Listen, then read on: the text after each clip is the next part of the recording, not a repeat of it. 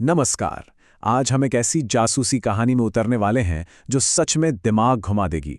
ये कहानी है धोखे की, रहस्यों की और एक ऐसे खेल की जहां सच और झूठ में फर्क करना लगभग नामुमकिन हो जाता है। तो चलिए साथ मिलकर इस दिलचस्प मामले की तह तक चलते हैं।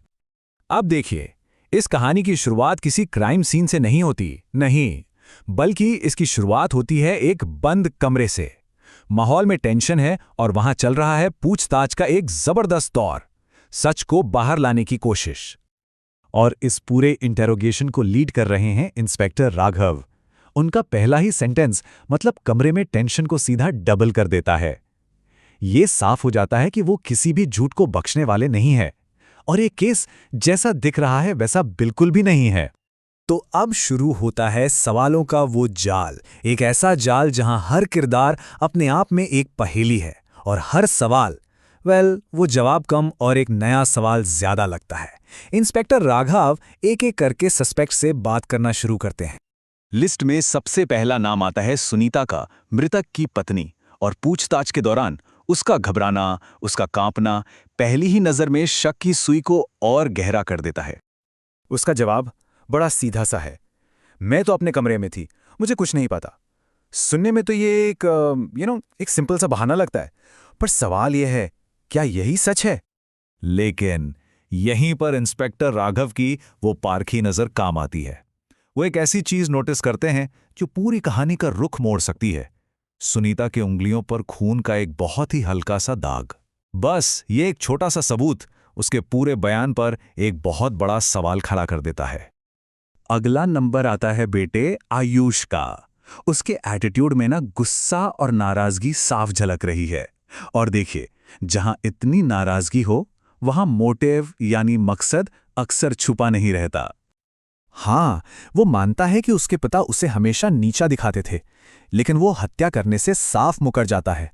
उसके शब्दों में गुस्सा तो है, मकसद भी है, पर सवाल ये उठता है कि क्या उसमें ये करने की हिम्मत भी थी? अब जब जांच थोड़ी और आगे बढ़ती है तो आयुष के लैपटॉप से एक चीज मिलती है, प्रोजेक्ट एक्स नाम का एक हिडन फोल्डर। और सबसे अजीब बात क्या है, इस फोल्डर के अंदर कुछ भी नहीं है, सिर्फ एक ब्लैक स्क्रीन, और उस पे लिखा है टू बी कंटिन्यूड। ये एक ऐसा डिजिटल क्लू है जो इस केस को और ज्यादा उलझा देता है। अब बारी आती है विक्रम की, मृतक का बिजनेस पार्टनर, और उसका मोटिव वो तो शीशे की तरह साफ है, कंपनी पर पूरा का पूरा कंट्रोल। लेकिन विक्रम के पास एक, कह सकते हैं, एक आयरन क्लैड एलिबाई है, एक ठोस बहाना। उसका कहना है कि जिस वक्त ये सब हुआ वो शहर के एक होटल में मीटिंग में था, और तो और वो सबूत के तौर पर सीसीटीवी फुटेज चेक करने को भी कहता है। और यही कहानी में आता है एक और ट्विस्ट। जब सीसीटीवी फुटेज चेक की जाती है तो विक्रम का दावा एकदम सच निकलता है, वो सच में उस होटल में था। मतलब इस पक्के सबूत के साथ विक्रम फिलहाल तो शक के दायरे से बाहर हो जाता है। और अब आखिरी सस्पेक्ट रिया, मृतक की पर्सनल असिस्टेंट। एक तरफ जहां बाकी सब या तो घबराए हुए हैं या गुस्से में, वहीं रिया का एकदम शांत रहना उसे सबसे अलग और शायद सबसे ज्यादा रहस्यमयी बना देता है। रिया एक ऐसी बात बताती है जो अब तक किसी और ने नहीं बताई। वो कहती है कि मिस्टर मेहरा पिछले एक हफ्ते से काफी डरे हुए थे।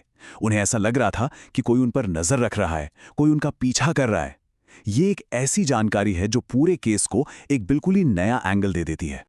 और इसी बातचीत के दौरान इंस्पेक्टर राघव की नजर रिया की कलाई पर बंदी घड़ी पर पड़ती है। उस घड़ी पर एक बहुत ही अजीब सा निशान बना हुआ है, एक ऐसा सिंबल जो इंस्पेक्टर ने पहले कभी नहीं देखा। तो लीजिए एक और पहेली जिसका जवाब ढूंढना अभी बाकी है। तो चलिए 1 मिनट रुककर देखते हैं कि अब तक हमारे पास क्या क्या है। पत्नी है सुनीता जिसके पास कोई सॉलिड बहाना नहीं है और उंगलियों पर खून का दाग है। फिर है बेटा आयुष जिसके पास मोटिव है और एक अजीब सा project x folder. Business partner Vikram जिसके पास सीसीटीवी की पक्की एलिबाई है।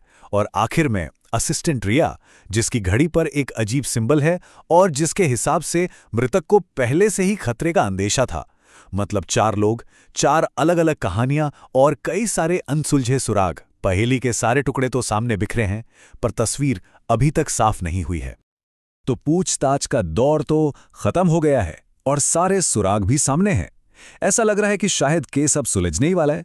लेकिन असली खेल तो असल में अब शुरू होने वाला था। ये कहानी अब सिर्फ एक मर्डर इन्वेस्टिगेशन नहीं रहने वाली, बल्कि एक्स की तरफ से एक सीधी चुनौती बनने वाली है।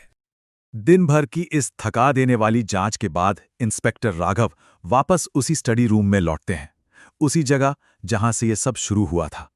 कमरे में एक अजीब सी खामोशी है, पर यह खामोशी बस कुछ ही पलों की मेहमान है। और तभी अचानक कुछ ऐसा होता है जिसकी किसी को उम्मीद नहीं थी। मृतक का लैपटॉप, जो न जाने कब से बंद पड़ा था, उसकी स्क्रीन अपने आप ऑन हो जाती है।